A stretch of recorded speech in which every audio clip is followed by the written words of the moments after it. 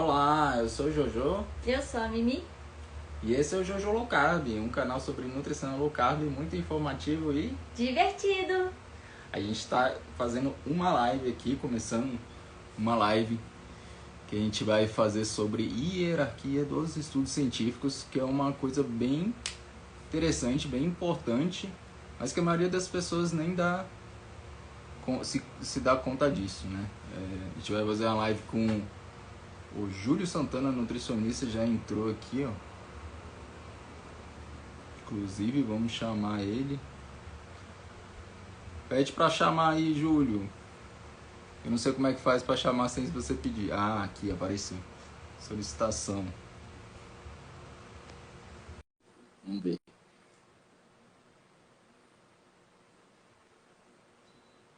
Olá, Olá! Oi! E tudo aí? bom?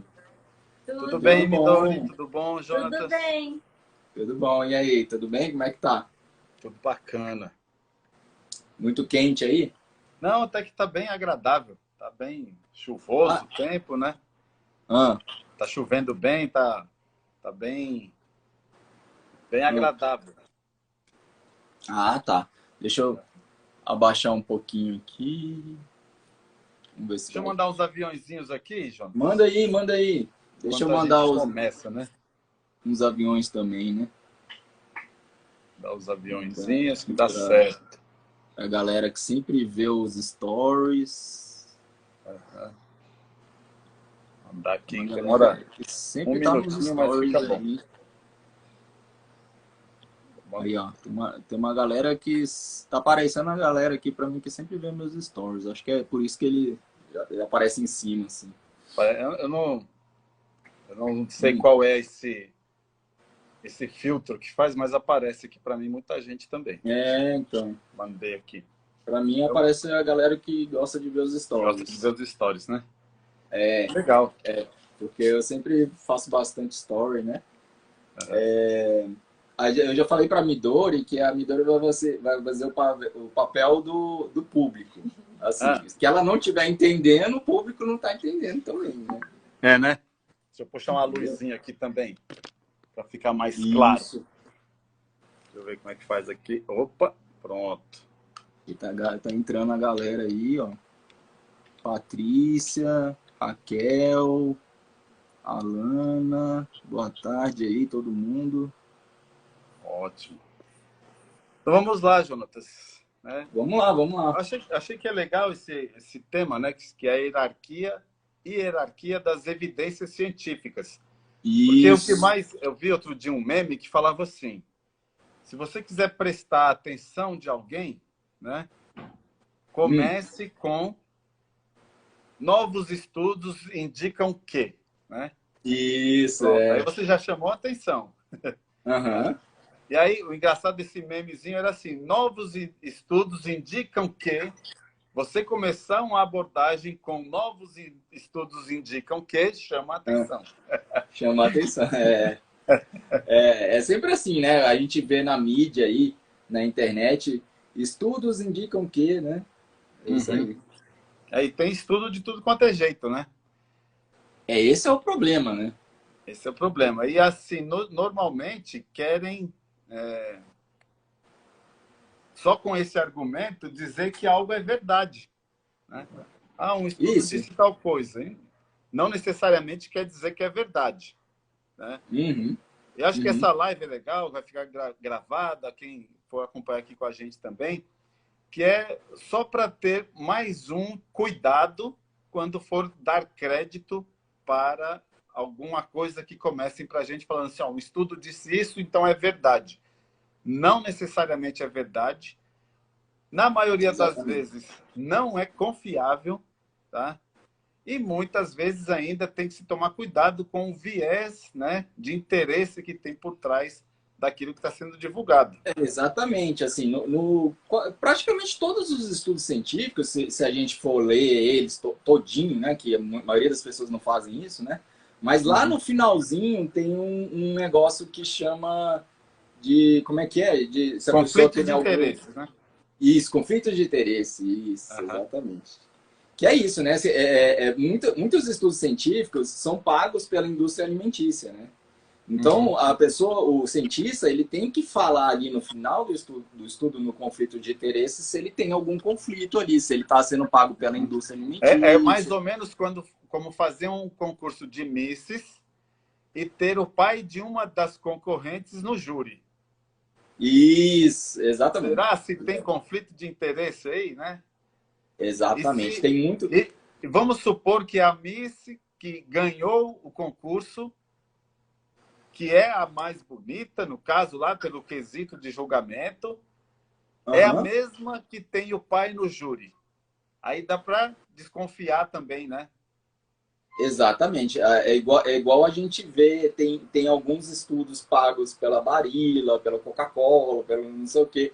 E aí você fica meio, né, com o pé atrás, né? Porque eu já Ele vi fala assim, estudo será pago. que é mesmo ou será que é por causa do patrocínio, né? Exatamente, entendeu? Eu já vi esses estudos pagos pela Barilla, por exemplo, falando que macarrão faz bem. É claro que vai falar que macarrão faz bem, né? É, eu acho O estudo é que pago pela tudo, Barilla. acho que tudo, né? Pode fazer bem ou pode fazer mal, se a gente for olhar só por essa dicotomia. E Aham, aí eu posso mostrar só o que faz mal ou só o que faz bem. E aí exatamente. já por quê? Vai depender do conflito de interesse que está sendo apurado ali, né? Tá? Mas o que é legal de falar, Jonatas? A gente vai esclarecendo esses níveis de hierarquia aqui conforme a gente for conversando, mas para quem Aham, está acompanhando aqui com a gente, ó, qualquer pedaço de informação pode ser algum tipo de evidência para se conduzir uma conduta em saúde. Né? aham. Ah, o meu vizinho fez não sei o quê. É um pedaço de uma informação. Aí, funcionou para o Sim. meu vizinho. Aquilo é uma evidência. O quanto é confiável essa evidência aí é que está Aí em que tá o xeque, que é negócio. o que a gente está falando. Né? Isso, exatamente. E, e o que eu gosto muito de dizer o seguinte, Midori, em nutrição, parece que a última informação é a que vale para a pessoa. Então, É, vamos supor, né, a pessoa quer fazer uma consulta, imagina que low carb é bom para ela vai lá, vê o perfil do Jojo Low Carb, marca uma consulta online com ele, aí faz uma consulta lá de 1 hora de conversa, a pessoa sai convencida de que comer carboidrato refinado pode não ser muito bom para a saúde dela. E aí, ela acabou a consulta, ela sai de casa, vai para a academia. Aí vamos supor que chega lá, aí tem uma colega ao lado fazendo atividade física, e aí ela fala assim: Nossa, eu peguei e fiz uma consulta com o Jojo Low Carb, ó, foi ótimo. Aí a colega fala assim: Não, mas eu vi antes de vir aqui para a academia, eu estava na internet, aí eu vi que a gente precisa de carboidrato para ter energia, senão você vai desmaiar aqui na atividade. Na Pronto, academia, é. é, derrubou tudo que você fez. Aquela é, última informação parece que vale mais do que a penúltima, que foi o que ela teve Aí, contigo. ainda mais se essa amiga dela for toda malhada, toda Sim. bonita, né? Uhum. Aí acabou. Aí se for uma referência para ela, né? é, Isso, Tá. entendeu? Aí, Então, aí acabou. então quanto menos, né, base a pessoa tem, quanto menos entendimento de hierarquia de evidências a pessoa tem, mais ela está suscetível a acreditar na informação mais nova que está chegando aqui para ela. Né? sim. Uhum. Isso quebra as pernas de muitas estratégias, né, que a gente consegue montar e que a pessoa depois volta e fala: Não, eu fiz quase tudo, é só aqui que eu, né, tô usando tal coisa porque a minha amiga falou que é bom, ela usa também, aí, mas eu achei que não está Isso. funcionando muito bem nessa estratégia. Mas você está fazendo tudo? Não, mas eu estou fazendo quase tudo, só essa informação, e aí É, bagunçou a que informação que foi bagunçou passada. tudo, né? É, desse quase tudo acaba com tudo, né? Esse quase é o que acaba com tudo. Então, sobre hierarquia, o que a gente pode dizer? Que a gente pode ter um caso anedótico, ó, fulano funcionou desse jeito para ele. E aí a gente Uhum. tem um experimento com milhões de pessoas aqui, né? Qual que tem mais valor como evidência? Claro que é esse de milhões de pessoas, ok? ok? Sim, Em sim, relação a isso, embora os dois sejam evidências. Tá? Uma evidência de sim. que funcionou, está aqui um caso anedótico, um caso individual, e está aqui esse experimento com milhões de pessoas. Todos dois configuram evidências. É isso que a gente quer dizer. Aqui é uma evidência, aqui também é uma evidência. Qual é o valor disso como evidência? Esse, com milhões de pessoas, tem mais evidência, tem mais Uhum. peso. Né? Uhum. E aí, normalmente, a gente vê, né, que tem divisões bem precisas, né, entre um relato de caso, um caso anedótico, Isso, um estudo randomizado, um estudo observacional. Né? Mas o que a gente isso. vê também é que a qualidade desse estudo também vai interferir. Né? A qualidade desse Exatamente. estudo também vai interferir. Tá? Então, quanto mais modesta esta evidência, menos importante ela é como evidência perante uma evidência mais parruda. Tá? E aí, nível de evidência, a gente vai ter um monte. Qual que você vê que é o mais básico, assim, normalmente, das evidências, Jonas? Da pirâmide seria a opinião de especialista, né? Eu acho. Porque, assim, é aquele negócio do nutricionista ou do médico achar que na opinião dele, aquilo é Uhum. verdadeiro, mas sem Pois estudo é. nenhum, né? E aí o que acontece? O que é que a gente mais vê na mídia? Opinião A de opinião de especialista. especialista. Esse aí é direto, direto. Esse é Hoje mesmo direto. a E aí, gente viu. a Direto a gente está gente num vê. momento, né? A gente está num momento onde a opinião de especialista tem de tudo quanto é qualidade a todo momento na mídia. Né? Exatamente. É a opinião dele, né? Não é um estudo científico, né? Não, Não é um e se estudo torna uma científico. autoridade, né? Tipo assim, Aí tem a opinião aquela. dele é que é a certa, é a correta, e os Sim. estudos. Uhum. Aí a gente cai naquela falácia da autoridade, né?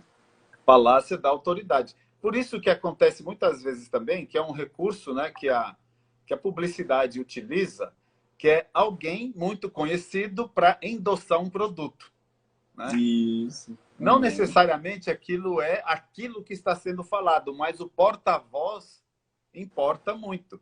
É onde que entra a falácia da autoridade. E em muitos casos também, esta autoridade ela pode estar despida de razão, mas vestida de soberba, onde pode até falar assim: você sabe quem eu sou, você sabe o que eu já estudei, você sabe o que eu sei para Isso. me contestar. Aí a falácia da autoridade ela fica muito mais E caracterizada também. Né? também. Também. Tá? É E verdade. aí a gente vai falar de evidências, mas o que eu acho importante, Jonatas, é a gente falar, Midori, sobre o que não é evidência científica. Tá. Né? Então, o que não é evidência científica? Vídeo do YouTube. É. Se esse vídeo não tem uma referência na qual ele foi baseado para se contar aquilo que está sendo tratado ali, é simplesmente um vídeo, né? Não Vídeo. vale você chegar e falar assim, não, mas é que eu vi um vídeo no YouTube que diz isso, isso, isso. Isso não é Isso. uma evidência científica. Com Ok? certeza. E você vê muita gente falando isso, né? Eu vi um vídeo no YouTube. Sim. Outra coisa que não é evidência científica, uma experiência pessoal. A Sim. experiência pessoal ela está recheada de opinião pessoal nela. Né? Uhum. E é um caso. Né? E é um caso. Isso. Não é Então, também milhões de não casos. é evidência científica. Outra coisa que também não é evidência científica, intuição. A pessoa, não, minha intuição está dizendo que não é evidência científica.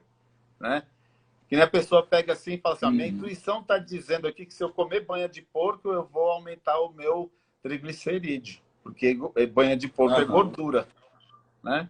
A intuição Isso. não é Isso. uma evidência Evidência científica. científica. Eu não estou discutindo o teor dessa intuição. Estou falando que a intuição não deve ser considerado uma espécie de evidência científica. Outra coisa que não é evidência científica, instinto paternal maternal. E aí a Sim, com pessoa fala assim, certeza. ó, meu filho não vai comer açúcar. Aí chega a avó, mas eu vou dar açúcar para o meu neto, porque o meu instinto de mãe fala que é muito bom ele comer açúcar para ele ter energia, para ele crescer, porque precisa de energia. Isso não é evidência científica, com certeza. Não é, isso não é evidência científica. A gente tem que tomar muito cuidado com esses instintos, né, paternais, maternais aí, que pode levar a uma série de erros, né, dentro da área que a gente está falando aqui, que vai ser da nutrição. Outra coisa que não é evidência científica. Alguém que conhece, né? Um curioso, né? Eu sou curioso, a pessoa conhece sobre esse tema. Isso não é evidência científica. Né? Está limitado ao que aquela pessoa conhece também. Outra coisa que não é evidência científica, a não ser que tenha referências de uma verdadeira evidência científica ali. Blog e livros contrafactuais, esses livros que são meio de opinião também, tá? Também não é evidência científica. Então, por exemplo, se for lá no seu Instagram, no meu Instagram, e olhar lá e tem alguma coisa que está descrita, a pessoa, olha, eu vi uma evidência científica lá no Instagram do Júlio. Não é. Né? Só se tiver o link para o estudo que foi colocado ali, aquele estudo tenha peso, aí pode ser que seja considerado uma evidência científica. Outra coisa que está muito na moda, inclusive, e que não é evidência científica, Jonas. Opinião de guru. Ah, é? Tá muito na moda? Tá muito na moda. Todo mundo tem um coach para alguma coisa, né? Ah, um coach, verdade. Então, a gente pode traduzir guru como coach, tem que tomar cuidado. Existe coaching interessante, mas existe coaching que está ali só para fazer você comprar os bitcoins dele de mentira e depois sumir com o seu dinheiro. Tá? Então, a opinião de guru é bem perigoso também. Tem muita coisa perigosa aí no meio do caminho, né? É muita coisa perigosa, tá? Mas me fala aí, Jonatas, assim, como que você tem essa hierarquia? Outra coisa que é importante, para que não fique só no campo da nossa opinião aqui, eu vou te perguntar, e se você recomenda, você já fez algum curso sobre hierarquia de evidências? E se você fez, onde foi e se você recomenda? Sim, eu fiz um curso de uma semana, né? Que foi gratuito até da SBE, né? O que é a SBE? Saúde baseada em evidência. Em evidência, né? Doutor José Neto, né? Ele tem vários cursos lá, tá? Recomendo bastante, não é só para médicos, não, apesar dele ser um médico, o curso não é só para médicos, tá? E é para a área de saúde no geral, né? Mas para todo mundo, na verdade, né? Que se interessa por saúde baseada em evidência, né? Bem interessante esse curso, tá? Eu recomendo, assim. Eu achei muito legal, tá? Legal. Fiz também, é interessantíssimo. Eu acho que para a gente não cair no lugar comum de achar que tudo vale como evidência científica, tem que ter esse mínimo, essa mínima orientação de como que vai entender se é bom ou não para nosso entendimento aquela informação que está chegando. Tá? Infelizmente, na maior parte das cadeiras de universidade, quando vai se falar de metodologia, né, fala-se muito de regra de ABNT e fala-se muito pouco sobre metodologia mesmo, sobre pesquisa, sobre como montar, como entender uma leitura de um estudo, né? Isso é muito pouco trabalhado, né, João? Olha, eu acho que eu não lembro de ter, na faculdade, ter ouvido falar de risco relativo, risco absoluto, essas coisas, sabe? Então, eu acho que tinha que ter, né? A gente vê, talvez, lá numa bioestatística, mas não faz uma correlação com a metodologia científica. Com a metodologia, isso. A gente aprende um cálculo numa disciplina e aprende uma burocracia metodológica em outra disciplina, mas que isso deveria ser casado, né, para fazer sentido. Para fazer sentido na leitura, né, de um estudo, por exemplo. Exatamente. Na sua última live, até eu sempre vejo, né, sua live de terça-feira, né? Sempre recomendo muito aí para quem não conhece, terças às 8 da noite, né? Na última live sua, eu vi que você foi dar uma palestra sobre hierarquia dos estudos científicos, né? Sim, sim. E aí falaram que ia ter umas 100 pessoas, você chegou lá, tinha 6, né? Tinha 6. E quem Pois veio é. conversar comigo no final foi só uma, que os outros só queriam o certificado lá para as atividades extracurriculares. Pois é, você vê, as pessoas têm que ter mais interesse nisso. Eu acho que não só a pessoa que é da área de saúde, mas eu acho que todo mundo tinha que ter um pouco mais de interesse, né, nessa hierarquia aí, para não cair na falácia da autoridade, né, essas coisas, né? É verdade. Então, o que a gente teria, imaginando uma pirâmide, né? Aqui está a base da pirâmide, aqui o topo. O que a gente teria nessa base da pirâmide como o que tem menos valor como evidência científica na hora da gente tomar uma decisão? Tá? São os relatos de casos e os artigos de opinião, que é o que a gente Opinião. tem mais recheado aí, né, nos estudos que as pessoas vão fazer no dia a dia. Elas vão ou atrás de um artigo de opinião ou atrás de um relato de caso específico. Entanto, que a questão de estudo de caso ela é bem recorrente nos bancos das universidades, né? Sim, sim, sim, tem muito, né? Uhum. E aí, o que seria o próximo passo aqui? O próximo degrau? Seriam os estudos em animais in vitro. Né? O que é estudos Sim, animais in vitro? É eu pegar o ratinho, verificar como que ele reage a uma determinada alimentação, é eu pegar uma placa e adicionar uma determinada bactéria, ver como ela se reproduz, como é que eu vou colocar ali um alimento específico, se aquela bactéria prolifera, se ela morre e tal. Então, a gente está ali no âmbito do laboratório ou estudando o efeito em um animal. Normalmente, a gente usa camundongos, né? Os cientistas utilizam, na maioria das vezes, camundongos. isso, Ou isso. in vitro, né? Vendo ali como que são as reações. Então, isso tem mais valor do que estudo de caso e artigo de opinião. Tá? Uhum, Mas uhum. existem coisas superiores a isso com relação a valor como evidência científica. O que seria o próximo degrau aqui?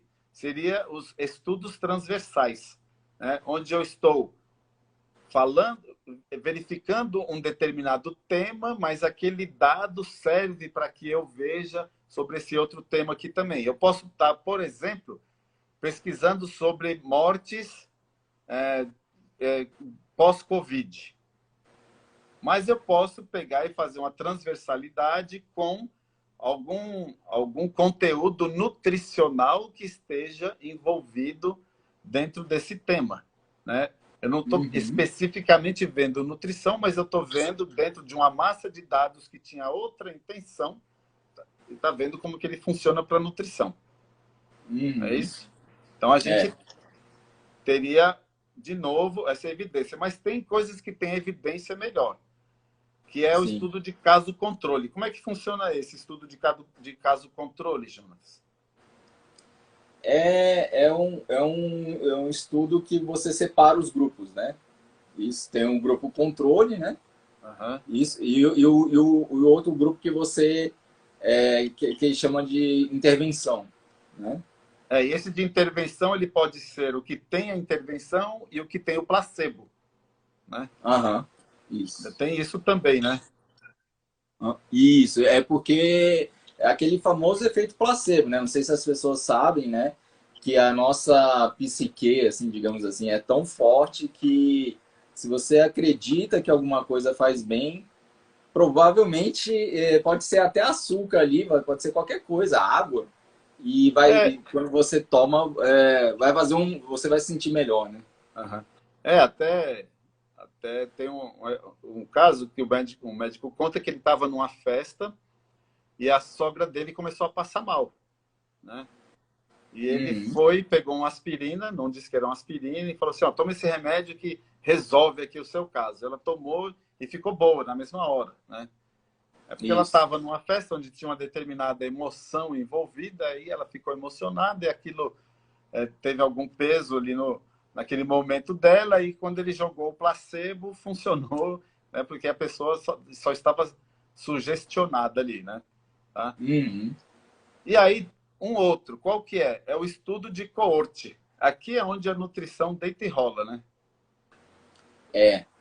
Tem muito, muito. É aquele de Harvard, né? Não sei o quê. Sim, sim. Então, o estudo de coorte, o que ele é normalmente? Muita gente, durante muito tempo, normalmente respondendo questionários e essa massa de dados crescendo, tá? Então, é um estudo com muita Isso. gente por muito tempo, né? Você Exatamente. gosta dos estudos de Harvard, que tem essa pegada na nutrição, da Escola de Saúde Pública de Harvard? Já ouviu falar disso? Não recomendo, não recomendo, não. Eles, é aquele tipo de estudo que eles perguntam o que você comeu há 4 anos atrás, né? Nos últimos 4 anos, como é que você vai lembrar? Eu não lembro o que eu comi anteontem, né? Nossa, a gente faz anamnese com o paciente, ele não lembra o café da manhã de hoje, né? E Vai lembrar o que comeu exatamente. há 4 anos atrás. Aí, E a mas esse, quantidade ainda, né, Midori? Quanto isso, você comeu de carne vermelha nos últimos quatro isso. anos diariamente? Pô, Por incrível que pareça, é assim que é feito os estudos, né? Esses estudos, coorte, né? Quanto você comeu de carne vermelha nos últimos 4 anos? Como é que você vai saber, né? Eu não peso a comida toda vez que eu vou comer. pois é. Quanta manteiga você comeu nos últimos 4 anos, na média diária? Pô, é difícil, né? Aí depois sai aquele estudo todo bonito de Harvard, que você tem que acreditar nele, né? Uhum. É, E tem o peso do nome, da falácia da autoridade. na frase da autoridade, Olha porque como as todo coisas mundo vão se conhece Harvard. misturando, né? As coisas vão se Exatamente. misturando. Mas, por exemplo, se você escolhesse Harvard para fazer um doutorado, você iria escrever o que você quer ou seu tutor orienta que você escreva? Né? Segundo o Dr. Souto, tem uma certa pressão, assim, né? Né?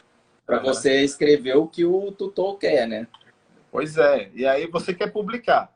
Se não sair a contento, não publica. Se não publica, você não, Não, não confere grau. E aí? Né? isso. E tem um tempo também, né? Segundo o Dr. Souto, ele diz que tem um tempo que se você não publicar naquele tempo, você perde a oportunidade. Uhum. Então, por isso que sai muito estudo observacional, né? Que é aquele Sim. estudo mais fácil de fazer, que a pessoa só observa, né? O que está acontecendo e manda bala ali, né? E normalmente os estudos de coach, eles são observacionais, né? Isso, Tá? isso, isso. Qual é a importância primeira desse estudo observacional? Ele fala de causa e efeito? Não, ele só consegue estabelecer uma associação, né? Levanta uma hipótese, né? Uma hipótese, isso. Ele é muito bom para levantar hipóteses, né? Mas a gente tem que sempre bater na mesma tecla ali que Dr. Zé Neto bate, Dr. Souto bate, que os estudos observacionais não conseguem provar causa e efeito, né? Então, vamos fazer aqui rapidamente um estudo observacional. Aham. A gente pega uma série de fotos de incêndios, ok? Aham. Aham. E aí a gente vai observar que nessas fotos, praticamente todas elas têm a presença de bombeiros. Aham. Aí eu posso, então, dizer que bombeiro causa incêndio? Segundo o estudo observacional, sim, você pode dizer, né? Né? Porque está ali, né? Porque nos estudos está escrito assim, associado. Então você pode falar, o bombeiro está associado Ao fogo. ao Ao fogo. fogo, né? Né? E muito provavelmente, né, pode ser que ele cause o fogo. Então, olha só. Provavelmente, o bombeiro que causa o fogo. E provoca para poder pagar. Não, mas a gente não sabe se ele está apagando, porque na foto ele está lá. Na foto ele só está lá, tocando fogo, só né? tá lá, Pelo né? jeito. Provavelmente está tocando fogo. Né? Né? Talvez a gente descubra que ele está lá apagando fogo e não colocando fogo se fizer um estudo randomizado e controlado. Né? Que são os famosos RCT. RCT, Exatamente. O problema, Júlia, é que 99% dos estudos que saem na mídia são observacionais, né? Uhum. É porque dá Ibope, né? As pessoas, É, as pessoas chamam a atenção. É chamada a é, atenção das pessoas. Né? Aí esse outro chamar a dia atenção é que vende mídia. E a mídia ela quer vender clique, né? Ela quer ganhar ela clique. quer clique, Uhum. exatamente. Então, assim, a gente tem que bater na tecla aí, como todos os médicos aí estão fazendo, que esses estudos que aparecem na mídia são 99% observacionais e os estudos observacionais não conseguem provar a causa, né? Uhum. Fazer aquela causa e efeito, né? Exatamente. Aí, causa e efeito não se faz com o estudo observacional. O É, estudo observacional ele pode levantar a hipótese e essa hipótese ser confirmada ou não a partir de um estudo controlado.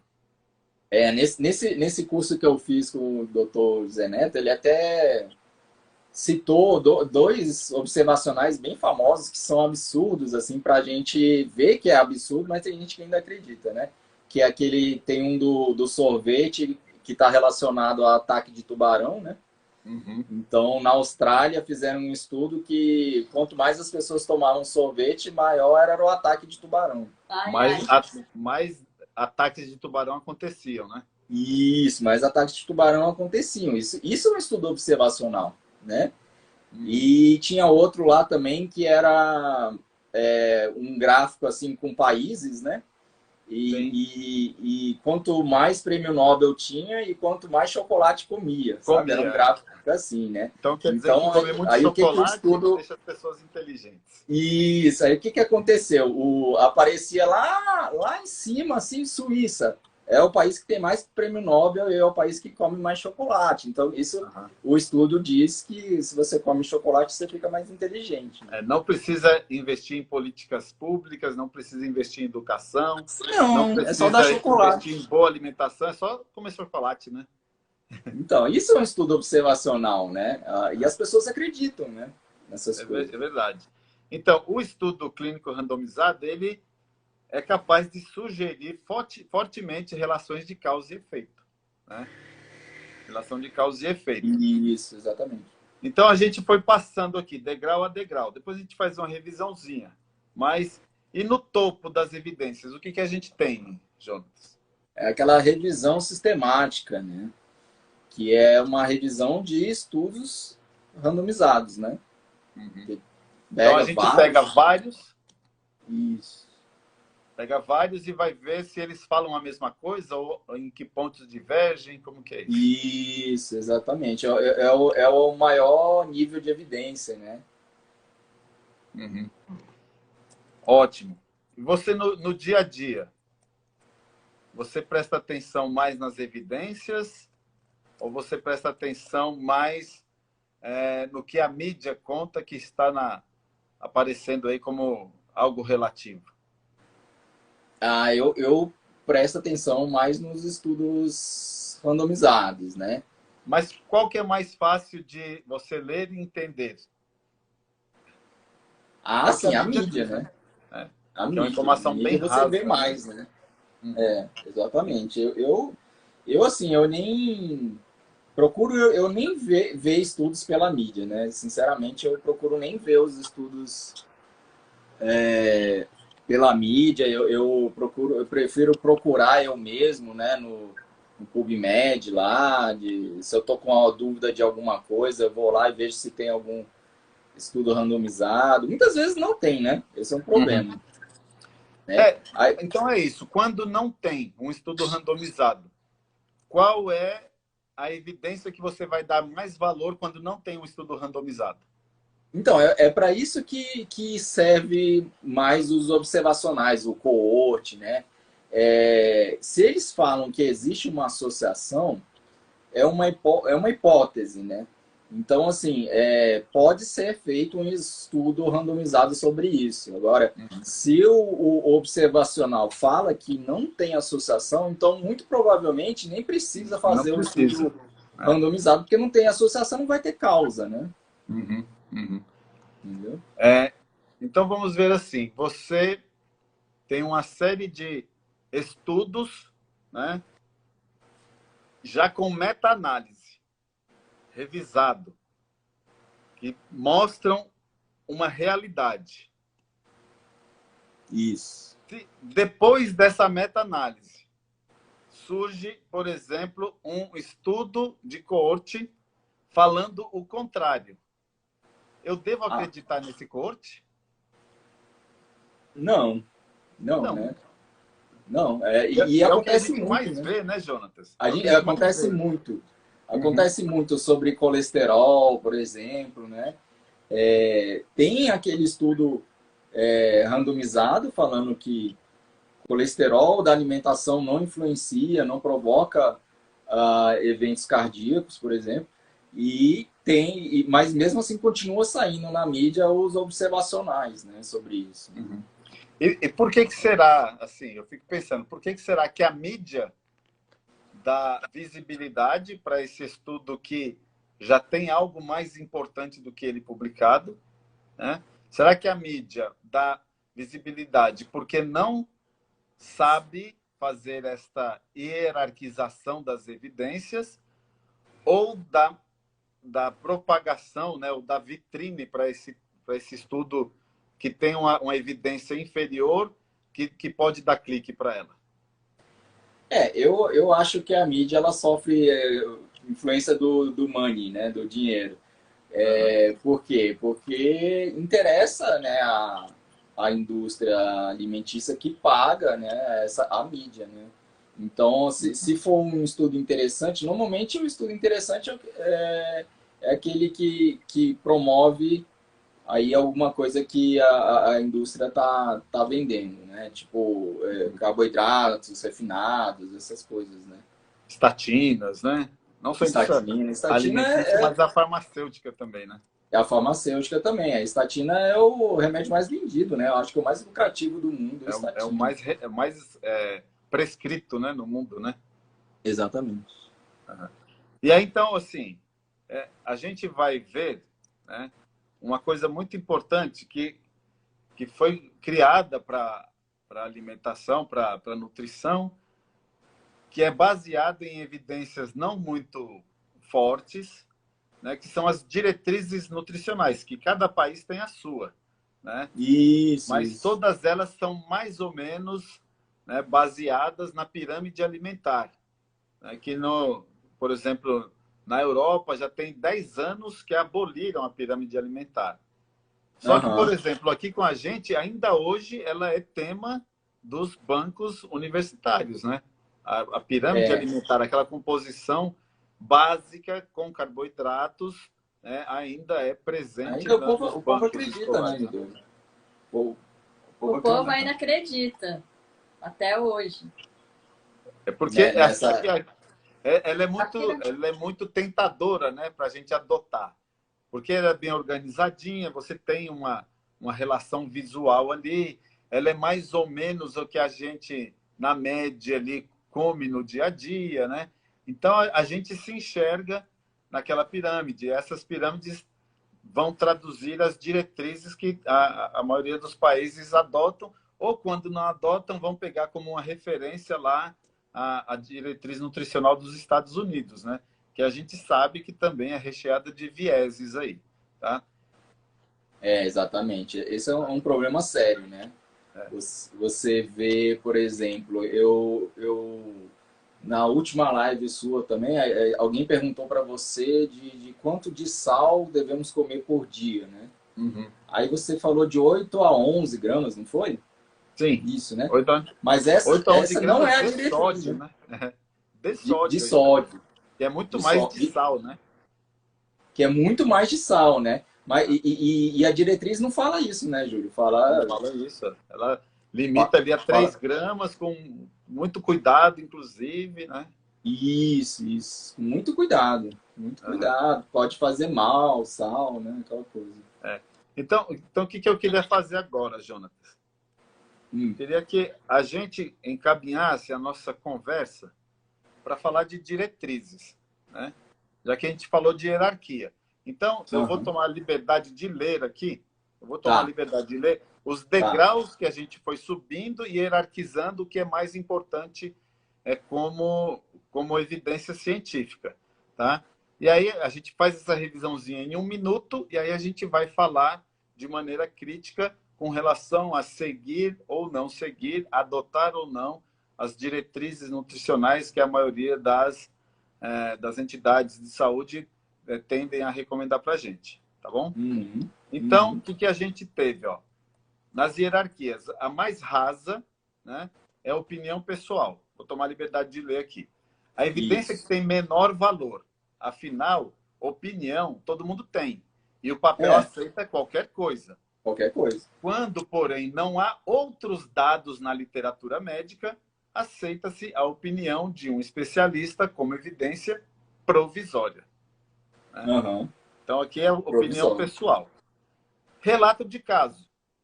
Consiste no relato de uma série de casos, a fim de que se possam extrair dados estatísticos sobre determinada doença ou circunstância.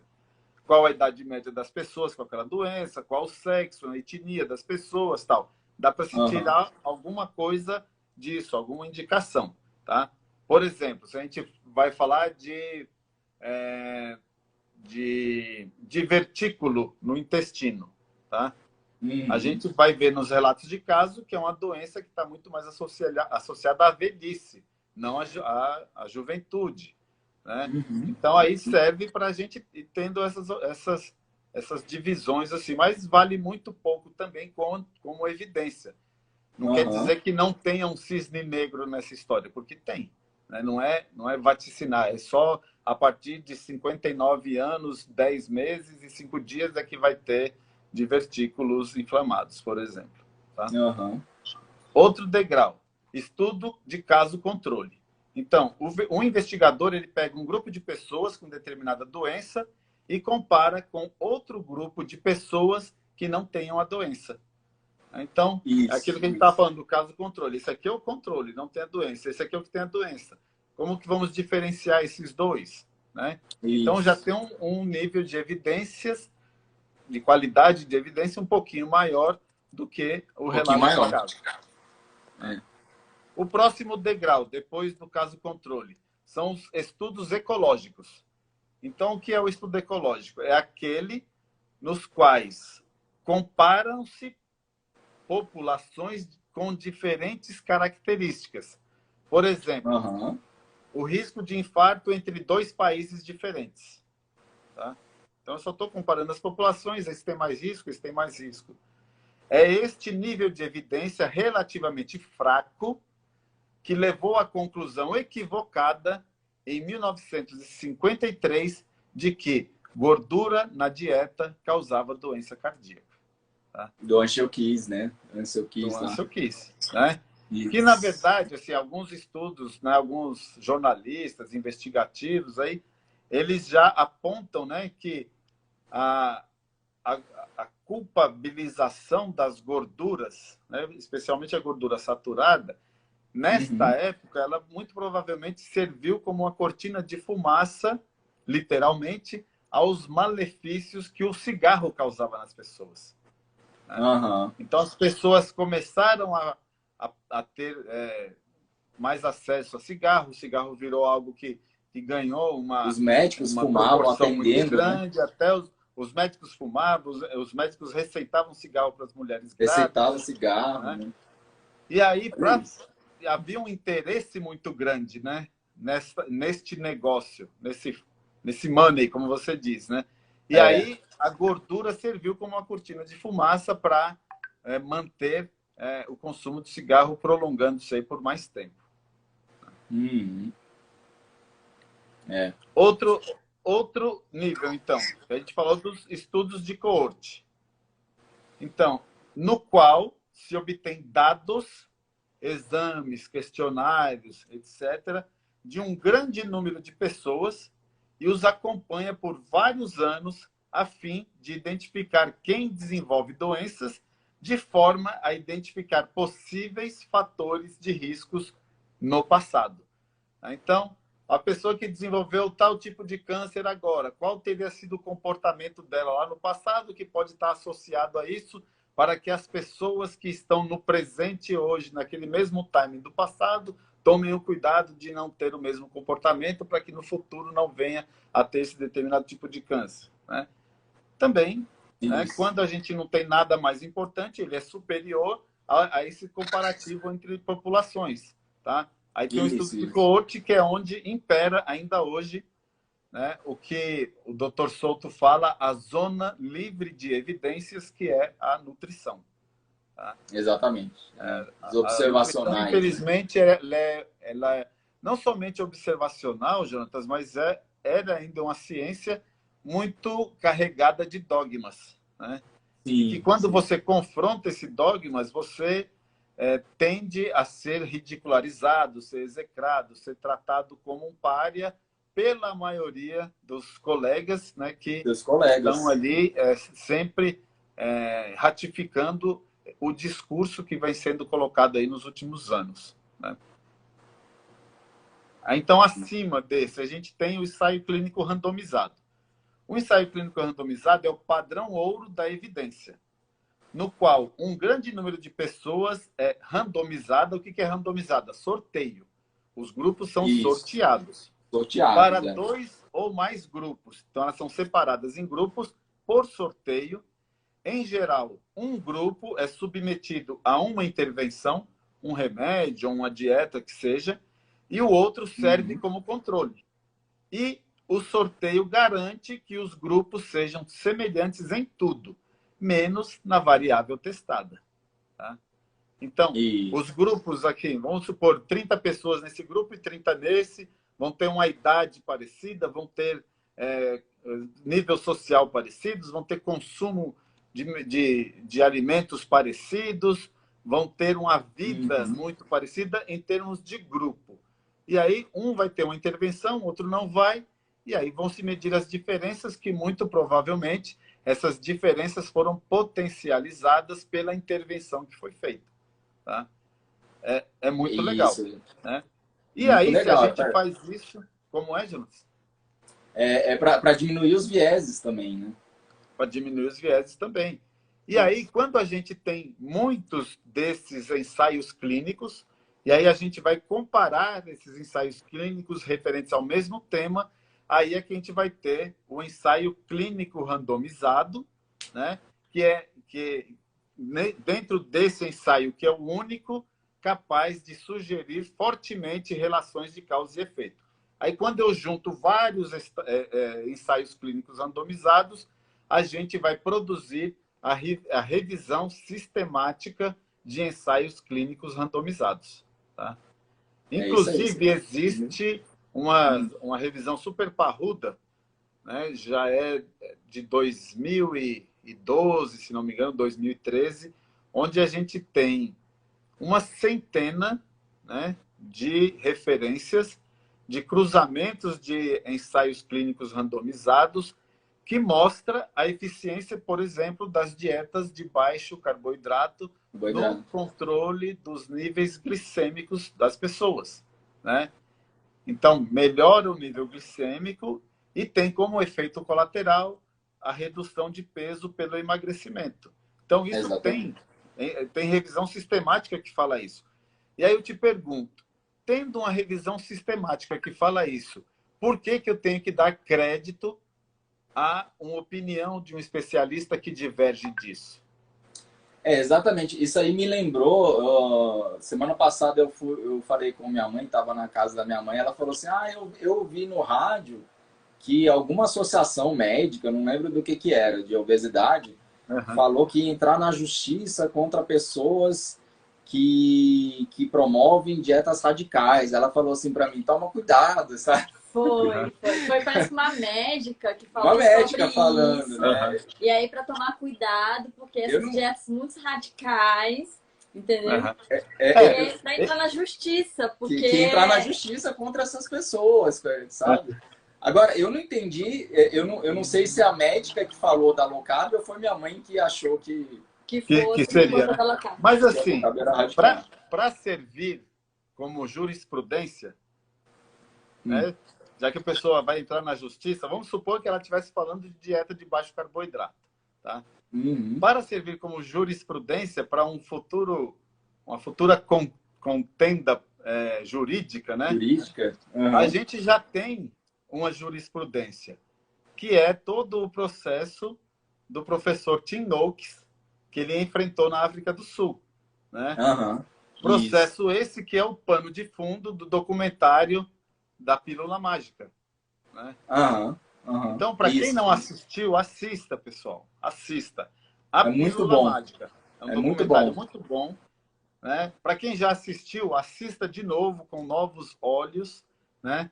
Vendo o pano de fundo que é esse documentário que trata basicamente do desenrolar do processo que foi voltado contra o professor Tim Noakes, que queriam caçar o registro dele, né? E no final das contas, ele ganha. Eu vou contar o spoiler aqui. Ele ganha essa contenda, mostrando que a dieta de baixo carboidrato é sim uma dieta muito, muito eficiente para o controle da saúde, né? E para todos os casos que são apresentados lá no documentário. Né? Uhum. Esse documentário é muito bom, tem no YouTube. Tem no YouTube, né? Tem no Netflix. Então, né? Isso, assistam a Pílula Mágica. Muito bom mesmo. Muito bom. Então, o que é uma revisão sistemática de ensaios clínicos randomizados? Um ensaio clínico randomizado pode achar um resultado que não seja real, uma flutuação estatística aleatória, por exemplo. Mas, tendo, digamos, 10 ensaios clínicos randomizados que tratam sobre o mesmo tema, uma revisão sistemática e meta-análise pode combinar matematicamente os dados de todos eles. Então, aí você pega uma base de dados muito maior, que fica muito mais representativa estatisticamente, e pode contar uma história muito melhor do que uma base de dados que vai ter pouca representatividade perante essas 10 bases, por exemplo. Né? Eu acho engraçado, né? Porque ainda tem essa marca na low carb, ainda tem essa marca de ser radical, né? Apesar de ter uma revisão sistemática de vários estudos randomizados provando que ela faz bem para a saúde, sempre ainda tem essa marca, né, Júlio? Aí que eu digo, Jonatas, é o desconhecimento disso que a gente está falando aqui, da hierarquia das evidências científicas. Se tem uma evidência científica que é topo, ela se sobrepõe às evidências que vêm abaixo dela, né, que são colocadas, que podem até dizer o contrário. Mas a evidência científica que tem maior valor como evidência está lá no topo e ela conta muitas vezes diferente do que tem nos outros padrões de evidência que tem abaixo aí. Inclusive, pode contar diferente da opinião de especialista, de publicações em blog, de revistas especializadas, né, de estudos de caso, de estudos de coorte de longa duração. Né? Todos eles vão estar abaixo dessa revisão sistemática e meta-análise de estudos randomizados, que seria o topo da evidência, né? Então, assim, eu acho que uma coisa fundamental que a gente tem que deixar aqui para as pessoas é sempre verificar se o estudo que você está vendo na mídia é um estudo randomizado, é um estudo observacional, é um estudo de coorte, como é que ele é. Né? E assim, é importante no próprio texto, que normalmente que a gente tem acesso, que é um texto jornalístico, ele já dá ali as informações, né? Ele pode falar que encontrou associações, leva a crer que... Está ligado a... Está ligado a... Né? Pode conduzir a... Né? Então, assim, quando a gente tem essas palavrinhas ali no texto, a gente sabe, né, de mata charada, que é um estudo observacional. Observacional, E o estudo observacional não consegue provar causa, né? Então, não consegue provar causa. E ele só faz sentido se você não tiver algo com a evidência de uma importância maior. Né? Se a gente tem uma evidência de importância maior, aquela menor ela não precisa existir. Tá? Vamos falar das diretrizes? Isso. Vamos, pode falar. Vamos lá. Então, vem assim, ó. A ausência de ensaios clínicos randomizados de alta qualidade relegou as orientações dietéticas a figuras cultuadas, gurus, né? Frequentemente com recomendações opostas. Então, tem o guru que fala A e tem o guru que fala Z. Isso. E todos dois podem estar ali, de alguma forma, influenciando a formatação de diretrizes. Depende de quem eu convidei, inclusive, para fazer aquela diretriz. A gente pega a última edição agora nos Estados Unidos, né, das recomendações que fazem. Isso. A Nina Teicholz fazia parte da equipe.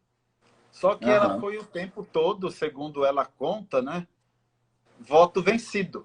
Voto vencido, né? Então, mesmo que ela, uma especialista com uma determinada abordagem, um determinado entendimento, né, assina uma diretriz que não necessariamente ela concordou, porque ela foi voto vencido. Né? Eu sigo ela no Twitter, ela ficou bem chateada, viu? Com essa última diretriz aí americana. E assim, profissionais como eu, como você, que via na possibilidade dela estar num processo, né, de formatação de diretriz, que houvesse alguma mudança significativa, isso foi meio que frustrante, né? Porque a diretriz sai sem uma mudança significativa por conta do lobby que existe por trás da formatação das diretrizes, por conta dos outros profissionais ali colocados, por forças outras que não somente a ciência na hora de formatar essa diretriz, né? Muita gente não sabe que esses cientistas que fazem as diretrizes americanas, que são seguidas pelo mundo todo, né? Eles trabalham para, muitas vezes, né? Alguns trabalham para a indústria alimentícia, entendeu? Então, é muito complicado isso aí, né? Ou para farmacêutica, né? Que também... Ou para farmacêutica. Os sócios, né? Um adoece, o outro oferece o remédio para melhorar são as o indústrias sintoma, que e todo mais... mundo tá feliz, né? Exatamente, a indústria que mais lucram, né? É a Big Food e a Big Pharma, né? Como dizem os americanos, né? Verdade. Então, sobre as diretrizes nutricionais, ó. A ausência desses ensaios clínicos leva, né, frequentemente à busca desses gurus. Um grupo aconselha a alimentação quase completa dos carboidratos da dieta, enquanto outros promovem uma dieta virtualmente livre, sem nenhuma gordura. Né? Aí outro vai falar que tem que ter gordura vegetal, vai ter outro grupo que vai falar que não tem que tomar cuidado com o aporte de proteínas. Então, esses grupos todos de gurus, né, estão ali conversando. Uma pesquisa, né, em livrarias virtuais e em sites revela número ilimitado de escolhas dietéticas, todas com alegações extraordinárias de perda incrível de peso e outros benefícios para a saúde. Isso, entra na Amazon, por exemplo, né? Entre na Amazon e bote dieta, livro dieta, lá na pesquisa. Aí como emagrecer, como perder peso. Como emagrecer. Como emagrecer em 10 dias. Vai ter milhões de dietas, né? É praticamente um número, né, infinito aí de dietas que são lançadas praticamente todos os dias, né? Todo dia. Tá? E assim, você já fez muita dieta, Jonas? Olha, não, assim, eu posso dizer que eu já fiz a da sopa antes de quando eu era adolescente, né? Antes de fazer, mas também não adiantou nada. E na faculdade eu comecei a fazer a que estavam me ensinando, né, na faculdade, que adiantou no começo, mas depois não adiantou nada.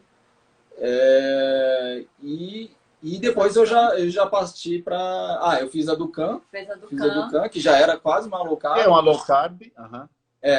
E aí depois eu parti para low carb mesmo, né? Assim. Eu, por exemplo, eu fui para a faculdade depois de fazer Ducan. Aí, porque funcionou. É? Funcionou. Não era diferente. Eu falei, vou estudar isso daqui. Porque eu emagreci na época, no 2013, eu emagreci 50 quilos fazendo Ducan. Nossa! E aí eu falei assim, eu vou estudar esse negócio aqui. Foi em 2014 que eu fui para a faculdade. Legal, legal. Eu me formei em 2018. Né?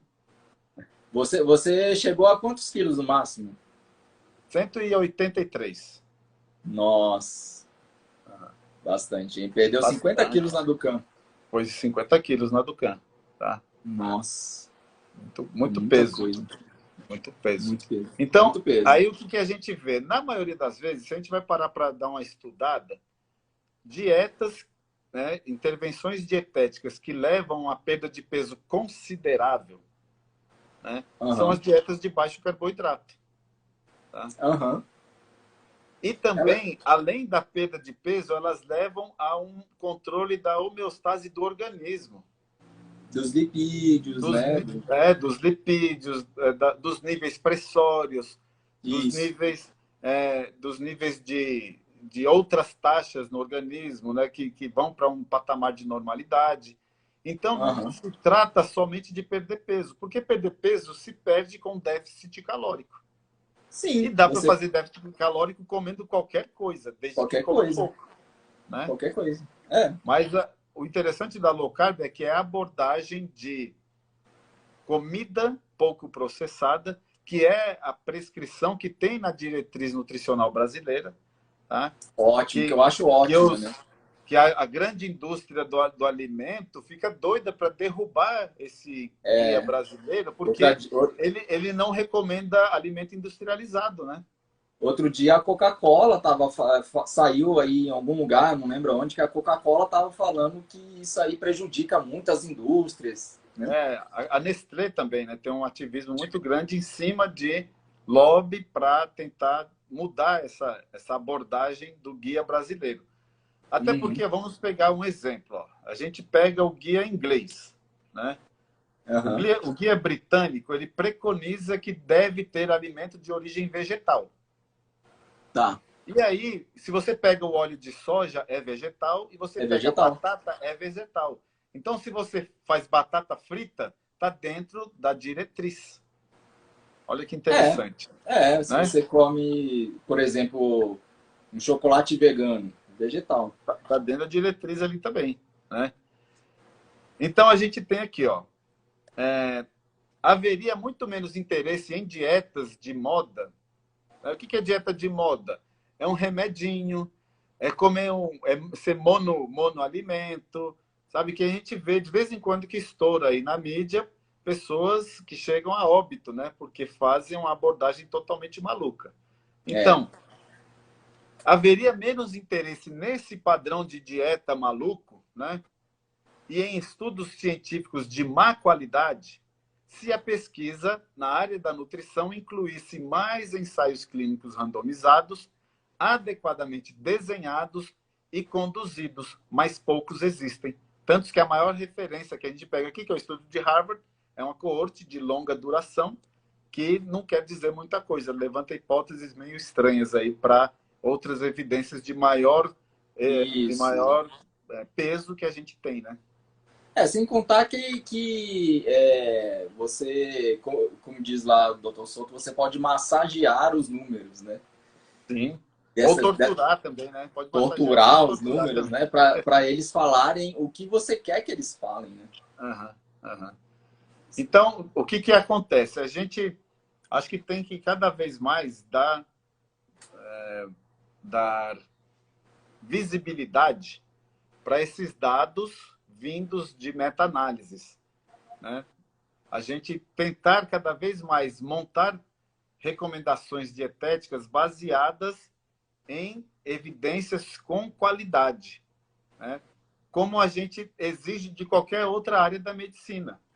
Tá? A gente deveria ser mais exigente com a nutrição também, não ficar num campo livre de evidências.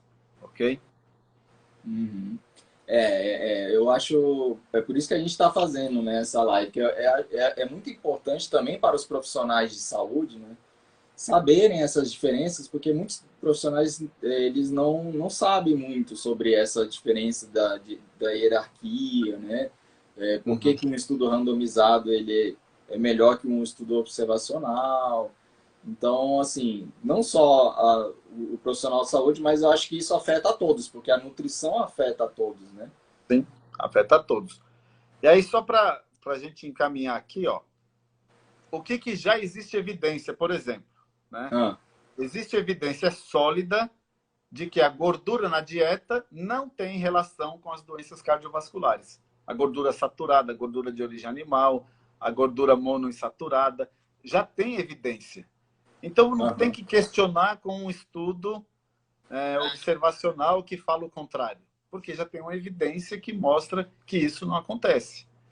Há evidências sólidas também de que a diabetes, a síndrome metabólica e a obesidade respondem melhor a dietas restritas em carboidrato em relação às outras abordagens, né, dietéticas. Então, síndrome metabólica, obesidade e diabetes responde melhor com low carb. Isso, inclusive, na Associação do Diabetes da América, diz isso também. Coloca lá como uma possibilidade terapêutica a dieta de baixo carboidrato. Graças a Deus, né? Graças a Deus. Há evidências epidemiológicas de que as diretrizes vigentes, que é low fat, ou seja, baixa gordura e alto carboidrato, estão associadas às epidemias de obesidade e síndrome metabólica. Então, se está associado, é uma hipótese. Tá? É uma hipótese. Mas está associado ao aumento de obesidade e síndrome metabólica. Então, ela não deve ser a conduta terapêutica para sair da obesidade e da síndrome metabólica. E é o que muitas vezes tenta-se. Né?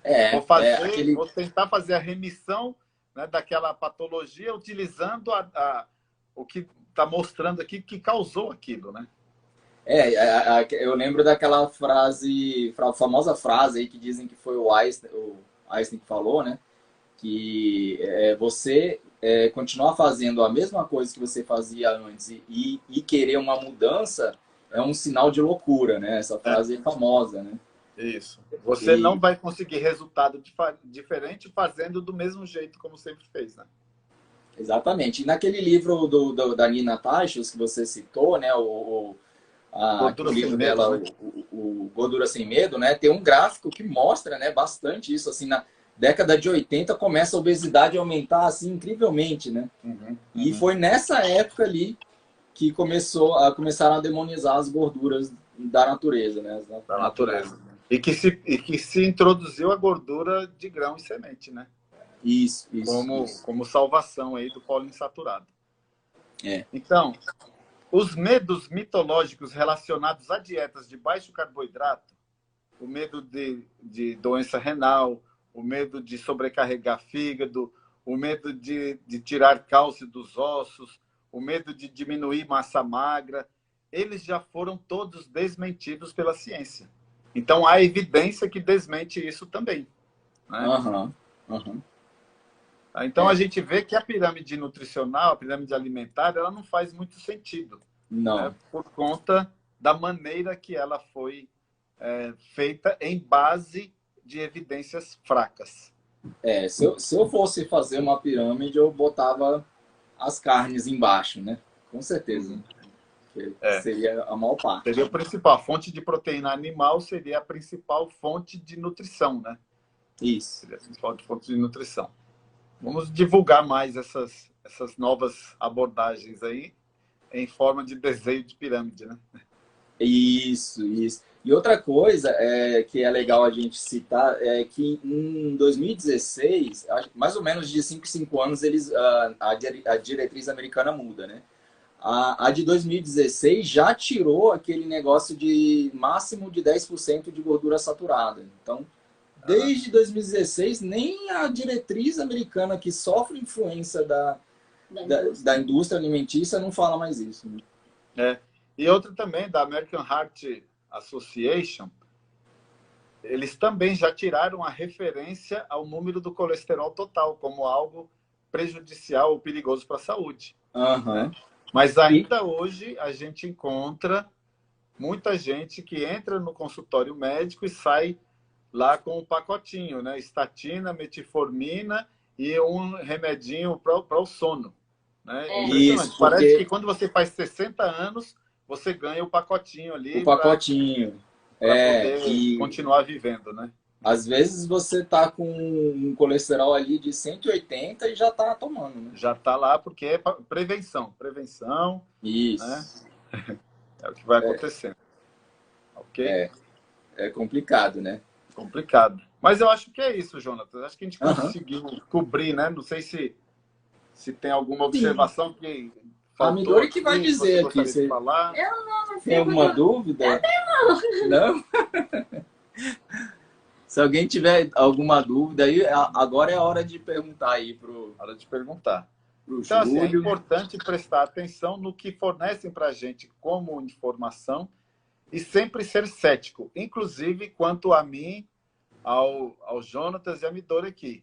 A gente tem que ser cético sempre, tem que saber o caminho aí das pedras, saber onde pesquisar as coisas, saber questionar, né, para que tenha qualidade na informação que trabalha no dia a dia.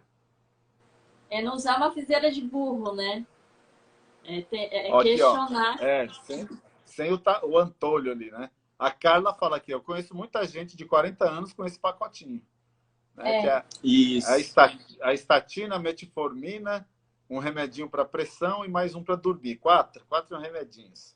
Né? Meus pais, por exemplo, sabe, tem um pacotinho e é difícil de você falar para um idoso que o médico tá errado, né? É difícil.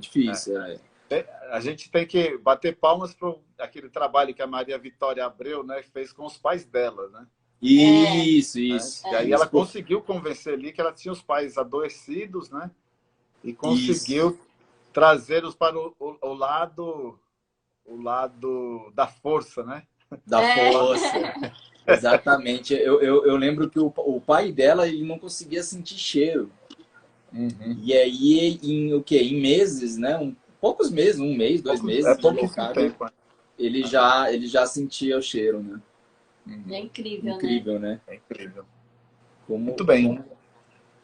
Como que melhora, né? Mas então tá, a gente agradece você muito, Júlio. Eu que agradeço o convite, né? Desculpa que muitas vezes eu te interrompi aqui na nossa conversa. Não. Fica claro. Ótimo. Acho que a Midori entendeu tudo também. E ótimo. Assim, recomendo também. É o nosso controle, né? Isso, é o grupo controle. É o grupo da intervenção, né? Perfeito. Mas graças a Deus ela entendeu. Acho que ficou fácil de entender. E também recomendo que as pessoas que estão vendo aí essa live sempre vejam a live do Júlio nas terças-feiras, às 8 horas da noite, com a Van, né? Do Cozinha da Van. Toda terça. Vejam o canal do YouTube do Jojo, tem lá o bolo do Júlio. Isso! O bolo do Júlio. Colocar um pouco mais alto no forno, para ele não queimar o Isso. Fundo. A gente queimou embaixo, mas da próxima vez a gente... Queimou não, fez uma camada crocante, é diferente, não queimou não. Isso. A gente fez uma camada crocante embaixo e tava chovendo muito aquele dia. Foi engraçado o final. Mas eu levei para as colegas que não comem low carb, todas elas adoraram o bolo. Ótimo, é muito bom mesmo, muito bom. Vamos fazer o de frango depois, o pão de frango, que é muito bom também. Legal. Passa pra gente aí que a gente... A gente faz aqui também. É a pedida constante aqui em casa. Eu vou passar a receita para a gente poder fazer também. Beleza. É isso aí. Então tá bom, Júlio. Olha aqui, só antes da gente terminar, a Carla fala aí para cima, não consigo baixar a minha timeline aqui, mas se você puxar, consegue ver que ela fala que tentaram impingir a ela, veja aí. Tenho 42 anos, a Marisa, ela falou, tenho 42 anos e me tentaram impingir isso para o colesterol, porque aumento porque aumentou desde que eu comecei a low carb. Aí ela recusou. Muito bom. O que acontece? que eu pedi para você voltar nessa mensagem? É porque os parâmetros de normalidade para quem faz low carb são outros. Não são necessariamente da média da população que não faz low carb. E não faz low carb, A população que faz low carb, ela é diferente da população que não faz low carb. É como o Dr. Marcelo Cardoso diz, né? Nós somos um grupo privilegiado. A gente tem informação e tira proveito dessa informação. Se tem um outro grupo que não quer, não tem problema. Tem o profissional para ele. Mas tem esse grupo aqui que tem um profissional para ele também, que quem está tirando proveito, né, dessa informação. Ok? É isso aí. Aí, Nitori, ó, cada dia, eu não vou fazer nenhum elogio, né, a presença aqui do Jonatas, mas eu quero dizer que cada dia o Jonatas está mais bonitão também, viu? É? Deu uma remoçada aí nos últimos tempos, tal, ficou bacana, que bom. Demais. É a low carb fazendo efeito aí, né?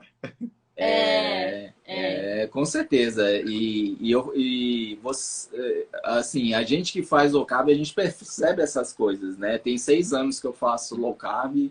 Sim. E eu acho que a gente só melhora a saúde, né? É isso aí. O próximo bolo pode passar pra gente, que a gente vai botar lá o bolo do Júlio 2. Pronto, beleza. Agora ficou um delayzinho agora no final, mas eu entendi. Vou te mandar a receita e a gente vai executar. Tá bom? Beleza, então. Tá bom, Júlio. Um abraço. Até mais, viu? Tchau. Tudo de bom. Tchau. Carla Maria, um abraço. Thelma, né? Tudo de bom. Tchau, Thelma.